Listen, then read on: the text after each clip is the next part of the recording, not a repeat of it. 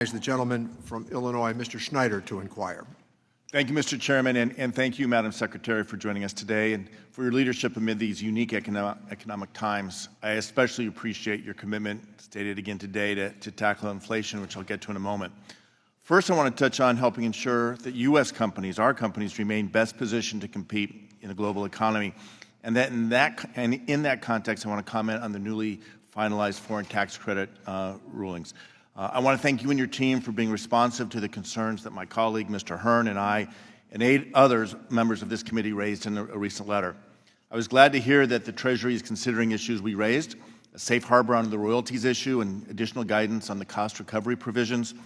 And in light of the forthcoming guidance, which I applaud Treasury for providing, I do believe there's a case to be made for a modest delay in the effective date for certain of the coming FTC changes. When you were asked yesterday about a delay in your testimony before the Senate Finance Committee, you said that any changes made to these regulations could be applied retroactively. Yes. I think pausing the effective date until Treasury is able to provide new guidance would provide taxpayers with the information they need to better guide their long-term tax planning. And I have a concern that any retroactive relief would not make up for the current uncertainty surrounding this. I know we can talk about that, but I have limited time, so let me just say I appreciate the opportunity, look forward to continue working, but I want to shift to inflation. I think we can all agree that inflation is a very real problem, creating very real challenges for all Americans. In Illinois, gas is over $5 a gallon. Prices for food, housing, and basic living expenses are rising. I also think there's agreement that inflation is a global issue being driven by global factors, the pandemic and associated lockdowns, and then the subsequent bounce back when things reopen. Putin's war on Ukraine, worker shortages, computer chip shortages, supply chain disruptions, and as you said, the worldwide supply chain disruptions, especially the food and energy. Lots of table pounding and finger pointing here today, but I think a more objective assessment of where we are has to conclude that in a complex and challenging global economy, the United States is in a very strong position to tackle the challenges of inflation. As you noted in your opening statement, Congress passed the CARES Act, the Consolidated Appropriations Act, and the American Rescue Plan. From your perspective, in the little time we have left, where would we be if Congress hadn't acted, and what actions should we be taking now to have the biggest impact to help all Americans and to bring down the rate of inflation?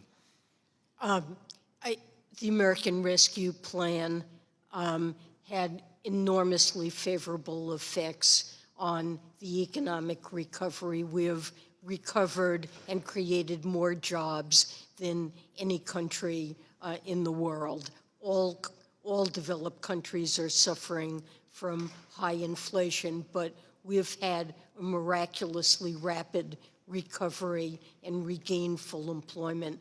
And I hate to think about what the situation, especially of low-income households, would be without the help that was provided by that plan. And their financial positions, although inflation is a very serious concern and has to be addressed, their financial situations are generally quite strong.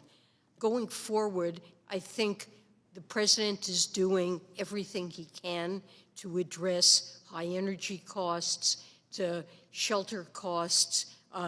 Rents are the largest single item in household budgets. Rents are increasing at a rapid rate. Building affordable housing is critical. But I believe Congress and the administration can legislate programs that would cut critical costs that Americans face, whether it's for prescription drugs, for health care costs more generally, for utility costs. Over the medium term, the clean energy proposals that were in the House passed Balanced Budget Act. The House passed Build Back Better Act, would end up lowering utility costs for households. Thank the gentleman. Let me recognize the gentleman from California.